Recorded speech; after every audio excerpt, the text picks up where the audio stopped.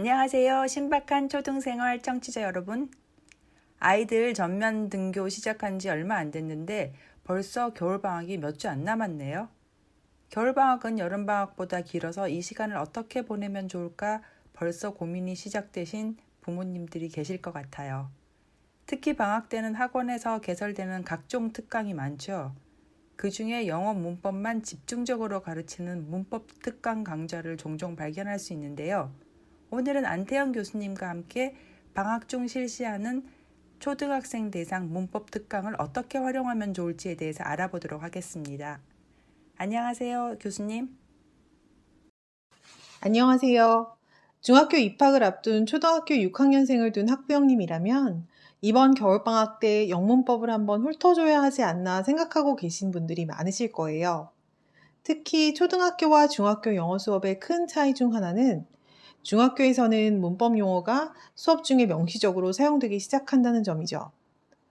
의사소통 중심 영어 교육이 강조되면서 교과서에는 그런 용어들이 등장하지 않지만 단원별 문법 포인트를 정리한 자습서나 문제집에는 문법 용어가 나와요. 그래서 선생님들도 수업 시간에 종종 사용하시는 걸로 알고 있고요. 무엇보다 중학교 2학년부터 실시하는 정기고사에 문법 문제가 종종 등장하고 또 서술형 문항에서 문법적 지식을 바탕으로 영작해야 하는 경우가 있어서 미리 방학 특강을 이용해 영문법을 공부하려는 학생들이 많은 것 같아요. 초등학교 때까지는 놀이 중심의 영어를 학교에서 접한 아이들이 본격적으로 영어를 공부로 인식하게 되는 게 문법을 시작하면서죠. 문법은 외워야 될 것도 많고 또 영문법에는 왜 그렇게 예외적인 규칙이 많은지 저번에 중1을 대상으로 실시간 라이브를 했었는데요. 그때 보니까 아이들이 문법이 너무 어려워서 걱정된다고 하는 아이들부터 투부정사를 모르겠어요. 삼형식 이후부터 하나도 모르겠어요. 라고 구체적으로 문법 걱정을 하는 아이들이 많더라고요. 학생들 입장에서는 참 하기 싫을 것 같긴 한데 이게 또 안 할 수는 없는 거잖아요. 예, 그렇죠. 사실 가르치는 입장에서도 자기 표현을 독려하는 영어 말하기 같은 것보다 영문법을 재미있게 배울 수 있도록 하는 게 정말 어려운 것 같아요. 먼저 중학교 1학년 교과서에 나오는 대화문이나 읽기 지문을 대충 이해할 수 있는 정도의 수준이라면 문법 공부를 시작해도 좋다고 생각해요. 문법 공부도 결국 다양한 문장 형태를 익히는 것이기 때문에 영어에 대한 노출이 어느 정도 이루어진 상태에서 시작하는 것이 효과적이거든요. 영어에 대한 노출이 빠른 학생은 4학년 때부터 영문법을 시작하기도 하는데 제가 사는 대치동 인근 아이들은 대체로 5학년, 늦어도 6학년부터 방학을 활용한 영문법 특강을 다니더라고요. 영문법의 추상적 개념을 익히기는 4, 5학년이 좀 이른 감이 없지 않네요. 사실 초등에서 영어 문법을 한다는 게 어떻게 보면 선행의 의미도 있는 건데요. 문법이라는 게 사실 상당히 추상적인 지식이거든요. 그래서 아이들이 아직 추상적 지식에 대한 이해를 잘 하지 못하는 단계라면 어려울 텐데요. 아직 우리말 품사나 문장 성분도 잘 모를 나이에 영어 품사를 제대로 이해하는 게 가능할까요? 저도 사실 문법 공부를 너무 일찍 시작하는 것에는 회의적인데요. 요즘 영어 학원들의 커리큘럼을 보면 한 번에 완전 학습을 추구하기보다는 학생들이 소화하기 좀 버거운 양을 여러 회차에 걸쳐 익히도록 하는 경향이 있는 것 같아요. 예를 들어 4학년 때 문법 특강을 들으면서 40~50% 이해하고 나면 비슷한 커리큘럼의 특강을 5학년 때 또 듣고 70~80% 이해하고 6학년 때 또 듣고 90% 이상 이해하도록 만드는 시스템이죠. 아이들이 한 번 문법 공부를 한다고 100% 이해하고 제대로 사용할 수 있는 건 물론 아니지만 문제는 해당 학년에 비추어 봤을 때 너무 어려운 부분까지 가르친다는 거예요. 모든 학원이 그렇게 하지는 않을 것 같긴 한데요. 아마 교수님이 대치동 인근에 계셔서 더 그런 현상이 있는 게 아닌가 싶긴 합니다.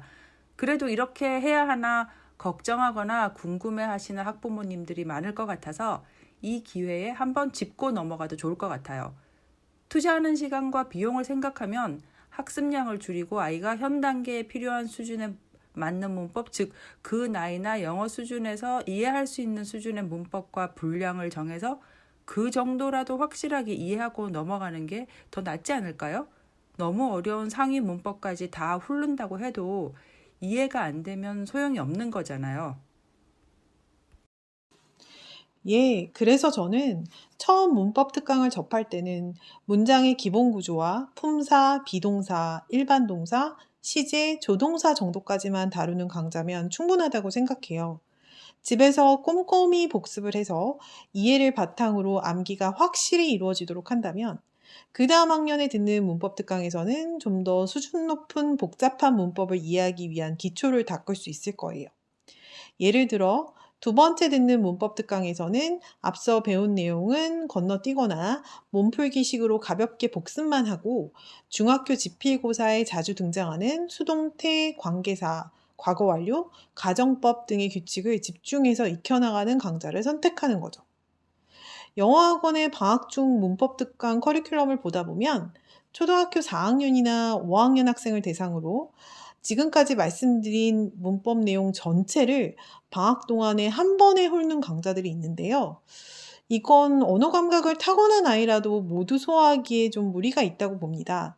그래서 문법과 같은 추상적 개념을 더 쉽게 받아들일 수 있는 초등학교 졸업을 앞둔 6학년 겨울방학 때라면 모를까. 그전에는 영문법을 단계적으로 접근하도록 도와주는 강좌가 적합하다고 생각해요. 그러니까 초4, 5학년에 문법을 시작하게 되더라도 문법 전체, 사실 전체라는 것도 어디까지가 전체인지 애매하기는 하지만 중등학교 교육에서 나오는 문법 전체를 다 훑기보다는 가장 기본적인 문법 몇 개를 잘라서 학습하는 게 더 좋다는 의견이신 거네요. 예, 제대로 된 문법 교육은 어법적으로 틀린 문장을 보고 틀린 이유를 반드시 설명할 수 있도록 해야 돼요. 어떤 문장이 어법상 잘못되었는데 왜 그런지 설명할 수 없다면 문법을 제대로 공부했다고 보기는 힘들어요.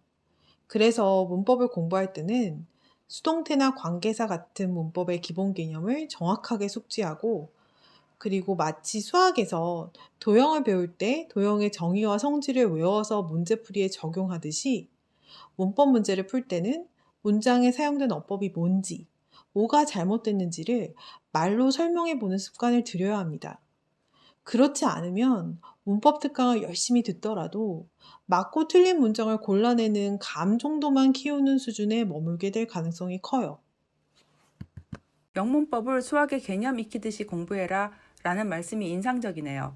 저는 기본적으로는 문법 공부를 일찍부터 시작할 필요가 없다고 생각하긴 하지만 중학교 진학을 하면 학교에 따라 여전히 문법을 많이 다루는 데도 있고 시험에 나오는 경우도 꽤 있고요.